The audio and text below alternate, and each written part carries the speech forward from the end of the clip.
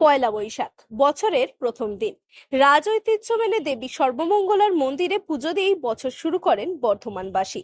সেই সঙ্গে ব্যবসায়ীরাও হালখাতার পুজোয় মেতে ওঠেন। নববর্ষ উপলক্ষে সর্বমঙ্গলা মন্দিরে ভক্তের সমাবেশের ফলে তিল ধারণের জায়গা নেই।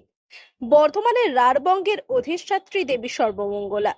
মা সর্বমঙ্গলাকে রারবঙ্গের দেবী বলা হয়।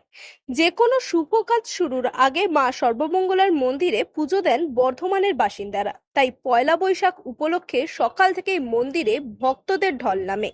সারা বছর পরিবার পরিজনের মঙ্গল কামনায় মন্দিরে পুজো দেন ভক্তরা।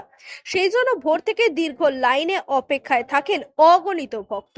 হাজারে হাজারে ব্যবসায়ী আসেন হালখাতার পুজো করানোর জন্য। মন্দিরের নাটমঞ্চে তিল ধারণের জায়গা নেই। লাল খাতার উপর সিঁদুর দিয়ে আঁকা হয় স্বস্তিক চিহ্ন। সিঁদুরগুলো লাগিয়ে দেওয়া হয় 1 টাকার কয়েনে। আনা হয় লক্ষ্মী গণেশের মূর্তি। পুজো করিয়ে সেই মূর্তি প্রতিষ্ঠা করা হয় ব্যবসায়িক প্রতিষ্ঠানে। এই রীতি রাজ আমল থেকে চলে আসছে। এবছরও তার ব্যতিক্রম হয়নি। আজ বাংলা নববর্ষের প্রথম দিন পয়লা বৈশাখ 1432 সাল। বর্ধমান মহাজন আমল থেকে এই মন্দিরে যে সমস্ত পূজা পাঠ হয় সারা বছর, আজকে বিশেষ দিনে ব্যবসায়ীগণ হালখাতা মহরত করছে এই মন্দিরে, নাট মন্দিরে। এবং মায়ের আজকে ভোর 5টায় দ্বার উদ্ঘাটন হয়েছিল। কাতারে কাতারে লোক ভক্তরা মন্দিরে আসছে, মন্দিরে পুজো দিচ্ছে। পূজার শেষে মায়ের এখানে ভোগ বিতরণ হবে, সেই সমস্ত ভোগও তারা সংগ্রহ করবেন।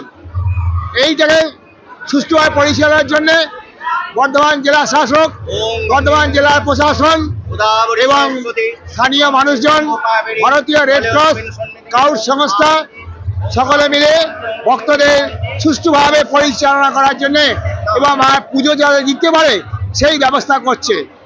বর্ধমানের বিধায়ক, এমপি যারা আছে তারাও এসেছে। এখন থেকে চলে রাত্রি 10টা পর্যন্ত, দুপুরবেলা। এই উন্নয়নে প্রতি বছরের মতন একই হচ্ছে। এবার ভোর থেকে হচ্ছে রাত্রি পর্যন্ত। তো অনেকে হয়তো সকালে আসে না, রাত্রি আসে, এইভাবে দেখা যায়। আমরা যাদের পুজো করেছি আর 40 বছর ধরে আমার অভিজ্ঞতা, ভক্তগণ সেইভাবেই আসছে। হালখাতা করতে আসছেন ব্যবসায়ীগণ।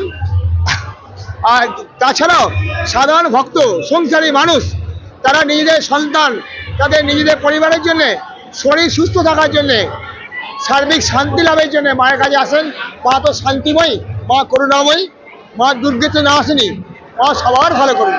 আপনারা সকলে ভালো থাকুন, সুস্থ থাকুন, শান্তিতে থাকুন। তবে সবারই প্রার্থনা মায়ের কাছে ব্যবসা বাণিজ্যের শ্রীবৃদ্ধির পাশাপাশি পরিবার ও সকলের যেন মঙ্গল করেন মা সর্বমঙ্গলা। বাড়তি ভিড় সামাল দিতে ও যে কোনো অপ্রীতিকর পরিস্থিতি এড়াতে মোতায়েন করা হয়েছে স্বেচ্ছাসেবক ও পুলিশ। তো নতুন বছরের শুরুতে পুজো দিয়ে খুব ভালো লাগলো, ওই জন্য মায়ের কাছে আসা। আর নতুন বছরটা যেন ভালোভাবে শুরু হয়, সেই জন্য মায়ের কাছে পুজো দিয়ে শুরু করলাম। আমরা এই প্রত্যেক বছরই আমি এখানে পুজো দিতে আসি।